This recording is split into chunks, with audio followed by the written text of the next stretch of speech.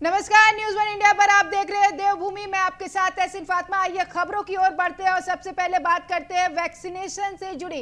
दरअसल उत्तराखंड में भी वैक्सीनेशन अभियान शुरू हो गया। 18 से 44 साल के लोगों के लिए वैक्सीनेशन का अभियान शुरू हो गया है। मुख्यमंत्री तीरथ सिंह रावत ने अभियान की शुरुआत की है। कैबिनेट मंत्री सुबोध उनियाल और मंत्री धन सिंह रावत भी मौजूद रहे। मीडिया कर्मियों के लिए भी अलग से वैक्सीनेशन की व्यवस्था की गई है। तो राज्य भर में 50 लाख लोगों को फ्री में वैक्सीन लगाया जाएगा। वैक्सीनेशन के लिए राज्य सरकार खर्च कर रही है 400 करोड़। तो स्वास्थ्य विभाग को जारी कर चुका है सरकार पहले भी 100 करोड़ रुपए की राशि। तो स्वास्थ्य विभाग को जारी हो चुकी है 100 करोड़ की राशि।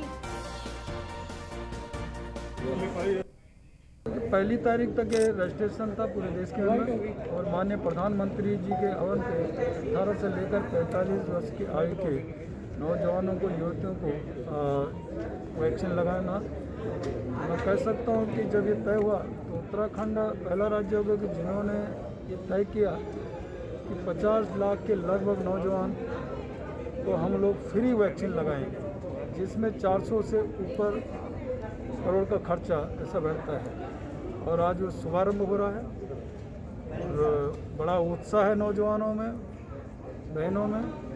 और यही नहीं तो हल्द्वानी भी मैं अभी निकल रहा हूँ, वहाँ के मुझे निरीक्षण और जो DRDO के द्वारा 500 बेड का बन रहा है और सुशीला तिवारी मेडिकल कॉलेज, और वहाँ स्टेडियम में भी 150 का ऐसा ही वहाँ भी देखना है। साथ ही पहला जाते ही पहले वहाँ भी ये शुभारम्भ करेंगे जो आज नौजवानों पे वैक्सीन लगाने का काम शुरू हुआ। नहीं, बहुत अच्छा है। उन लोगों ने प्रॉपर से मेंटेन किया है, सोशल डिस्टेंसिंग मेंटेन किया है, उनका जो सिस्टम है बहुत अच्छा है and I am happy for. आपको जिस तरीके से आपने टीका लगवाया है तो कोई साइड इफेक्ट इस तरह को चक्कर आना या तो लेटर ऑन पता चलेगा, बट हाँ मेरे इन लॉज ने, मेरे मदर फादर ने, मतलब जितने भी ओल्ड पीपल हमारी फैमिली में सब ने कराया एंड एवरी। मेरी 34 ईयर्स है, 34 साल। तो क्या आपने रजिस्ट्रेशन कराया है? हाँ किस जी। तरह की व्यवस्था, जो व्यवस्था बनाई गई है, किस तरह की व्यवस्था है? क्या ये सही व्यवस्था सरकार की है जो वैक्सीन लगाई जा रही है? बहुत अच्छी व्यवस्था है। मैं कहूँगा कि राधा स्वामी सत्संग व्यास को चूज़ करने का जो निर्णय है सरकार का बहुत अच्छा है, बिकॉज यहाँ पे स्पेस बहुत है और जिस तरीके की अरेंजमेंट इन्होंने की है बहुत अच्छी अरेंजमेंट है। तो क्या अपील करेंगे जनता से कि वो वैक्सीन लगाएं? सुरक्षित हाँ है जी, वैक्सीन? बिल्कुल बिल्कुल सुरक्षित है। मैंने अपने मदर फादर दोनों को लगा दिए, दोनों डोज, और आज हस्बैंड और वाइफ हम दोनों आए हैं वैक्सीन करवाने के लिए। तो मैं ये अपील करूँगा कि सब। तो बता दें आपको, उत्तराखंड में भी वैक्सीनेशन अभियान शुरू हो गया और ऐसे में मुख्यमंत्री तीरथ सिंह रावत ने इस अभियान की शुरुआत की। कई मंत्री उस दौरान मौजूद थे और ऐसे में युवा बढ़ चढ़कर हिस्सा ले रहे हैं। पहले तो रजिस्ट्रेशन कराया, फिर उसके बाद वैक्सीनेशन के लिए आगे बढ़ रहे हैं। ये जागरूकता अलग से प्रदेश में देखी गई और काफ़ी खुशी यहाँ पर नौजवानों में देखी गई वैक्सीनेशन को लेकर। यहाँ पर सुदीप जैन जुड़ गए हैं जानकारी के साथ, संवाददाता। सुदीप, अगर बात उत्तराखंड की करें तो वहाँ पर भी वैक्सीनेशन अभियान शुरू हो गया। मुख्यमंत्री तीरथ सिंह रावत खुद पहुंचकर इसका शुभारंभ करने के लिए और तमाम मंत्री भी पहुंचे।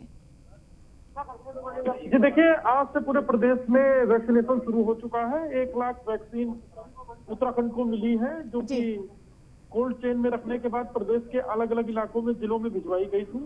देहरादून में जो मेगा कैंप लगा था उसका मुख्यमंत्री ने उद्घाटन किया है। हालांकि सीएम के जाने के बाद कुछ व्यवस्थाएं भी हुई, फिर जिलाधिकारी की नाराजगी के बाद इसे दूर किया गया।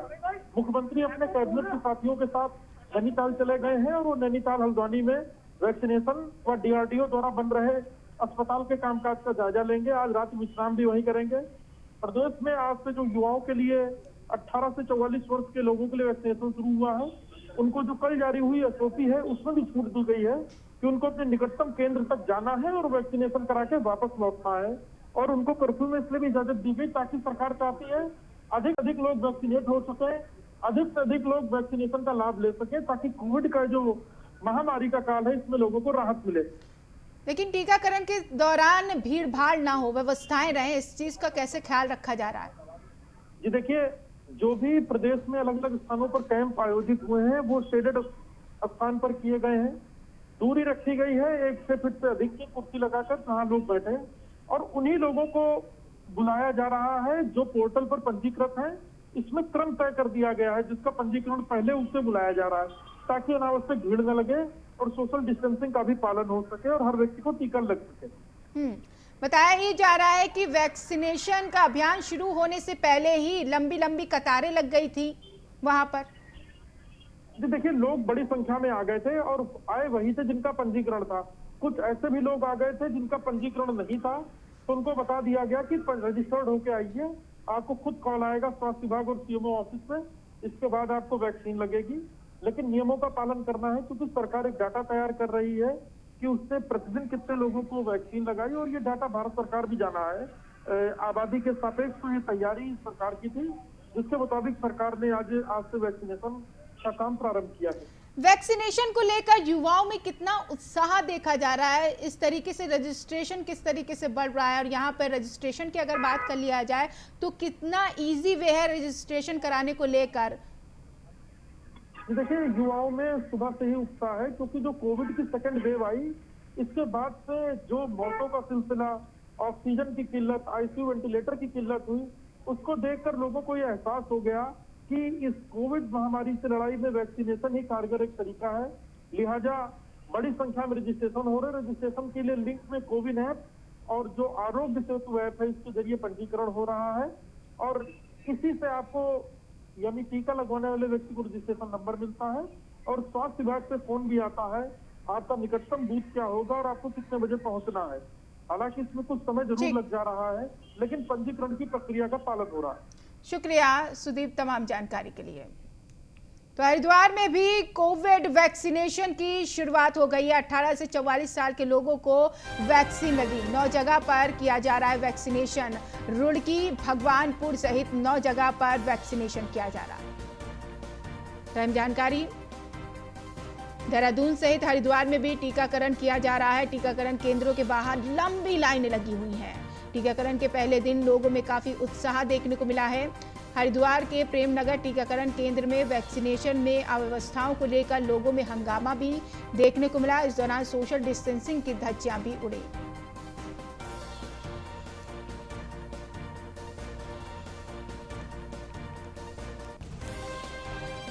उत्तराखंड में सख्त कोविड कर्फ्यू। उत्तराखंड में 11 से 18 मई तक पूर्ण कोविड कर्फ्यू लगा दिया गया है। दोपहर 1 बजे तक खुली रहेंगी दुकानें। शराब और बार पूरी तरह से बंद कर दिए गए हैं। शादियों में 20 से अधिक लोग शामिल नहीं होंगे। उद्योगों के लिए भी इस बार सख्ती दिखाई गई है। आवश्यक सेवाओं को छोड़कर सभी दफ्तर बंद रहेंगे। रेस्टोरेंट से सिर्फ होम डिलीवरी की मंजूरी है। राशन और सस्ते गल्ले की दुकानें 14 मई से बंद होंगी।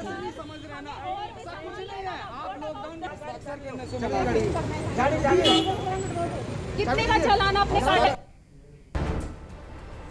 उत्तराखंड में सख्त कोविड कर्फ्यू। उत्तराखंड में 11 से 18 मई तक पूर्ण कोविड कर्फ्यू।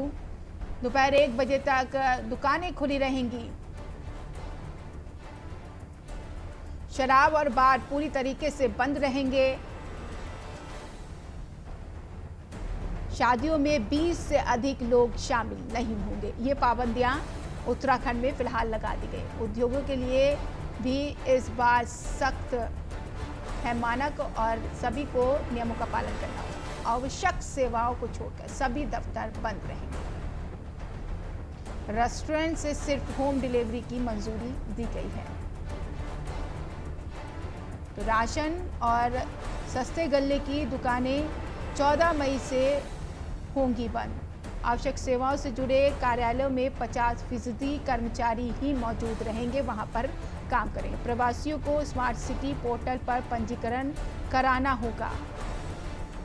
प्रवासी अनिवार्य रूप से 1 हफ्ते क्वारंटीन रहेंगे। उत्तराखंड में 11 से 18 मई तक पूर्ण कोविड कर्फ्यू लगा दिया गया है। हरिद्वार की बात करते हैं। हरिद्वार में कोविड केयर अस्पताल की शुरुआत की गई है। विधायक सुरेश राठौर और सीएमओ ने शुभारंभ किया है। बीएसएनएल ऑफिस में बना है 20 बेड का अस्पताल। कोविड अस्पताल में ऑक्सीजन की पूरी व्यवस्था उपलब्ध की गई है। ज्वालापुर की जनता की सेवा में जुटे हैं विधायक।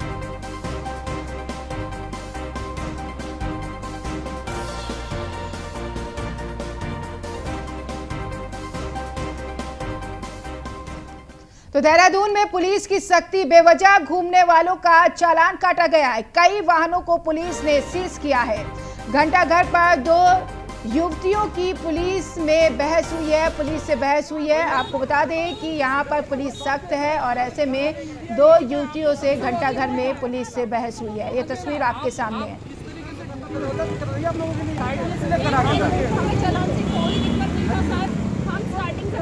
बज के 50 मिनट डाला जब मुझे डालना चाहिए। मैंने आपके कहने के अनुसार डाला। जो आज लॉकडाउन है, आप पहले से भी समझ रहे हैं ना, सब कुछ नहीं है। आप लॉकडाउन अक्सर करने से मना करिए। कितने का चालान आपने काटा?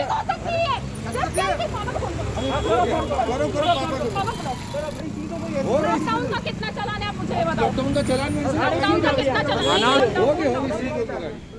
तो तस्वीर देखिए किस तरीके से पुलिस से बहस करती हुई युवतियां नजर आ रही हैं।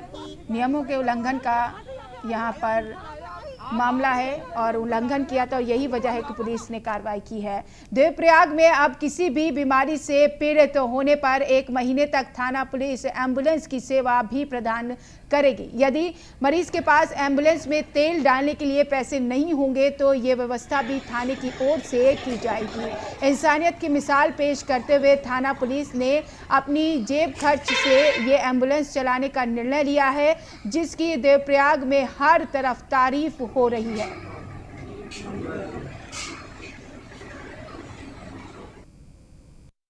किस प्रकार लोगों की मदद की जाए, उसके अंतर्गत हम लोगों ने अपने थाना क्षेत्र में मदद करने की सोची है। एक पहल आया हम लोगों के मन में कि हमारा क्षेत्र जो है काफ़ी दूर दराज इलाका है, इसमें गाड़ियां नहीं मिल पाती है, एम्बुलेंस नहीं मिल पाती है, हॉस्पिटल भी बहुत दूर हैं और लोग काफ़ी बीमार हैं।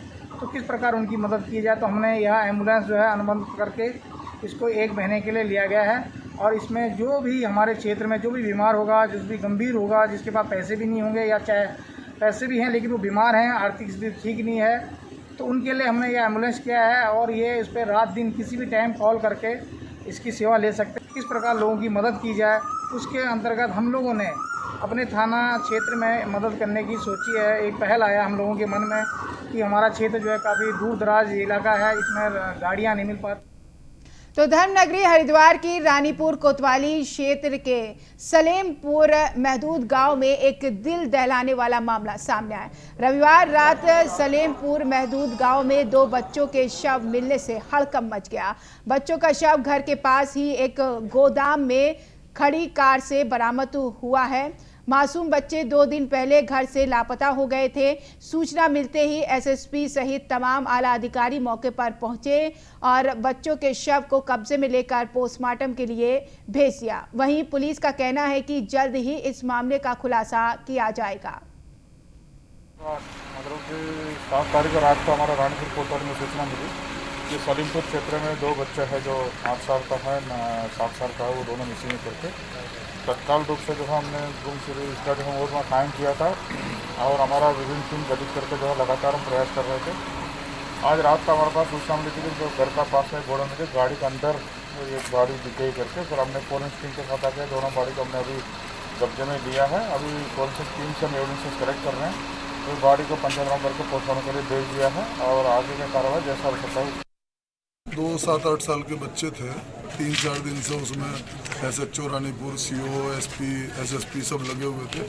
आज बगल में ही जो है एक गैराज है, गैराज में गाड़ी कोई पुरानी खड़ी है, उस गाड़ी में उन दोनों बच्चों की डेड बॉडी मिली है और डेड बॉडी से संभवतः लगता है कि उनका मर्डर किया गया है। कुछ चोट के और ब्लड के निशान हैं और अभी पुलिस बरामद करके ले गई। बाकी सब चीज़ें तो PM के बाद ही पता चल पाएंगी।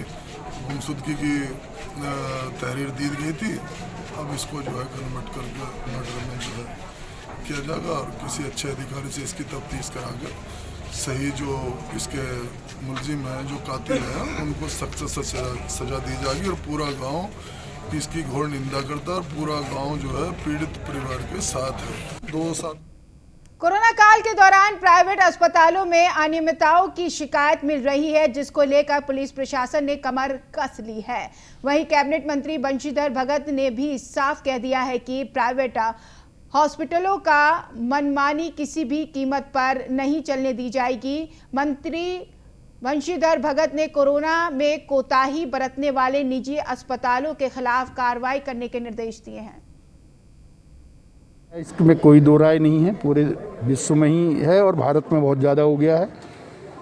जहाँ तक निजी अस्पतालों का सवाल है, हमने तो बहुत स्पष्ट पिछली मीटिंग में कह दिया था कि हर अस्पताल अपने आगे सूची टाँकेगा कि कितने बेड उनके खाली हैं, कितने भरे हुए हैं, क्या स्थिति अस्पताल की है। अगर उसमें ऐसी ढिलाई कोताही कुछ की गई है तो मैं उसको देखूंगा। आज हमने एक बैठक बुलाई थी, लेकिन माननीय मुख्यमंत्री जी की कोरोना पर ही पूरे प्रदेश के जिलाधिकारियों के साथ बैठक होने के कारण वो परसों को रख दी गई। और फिलहाल इस बुलेटिन में इतना ही। नमस्कार।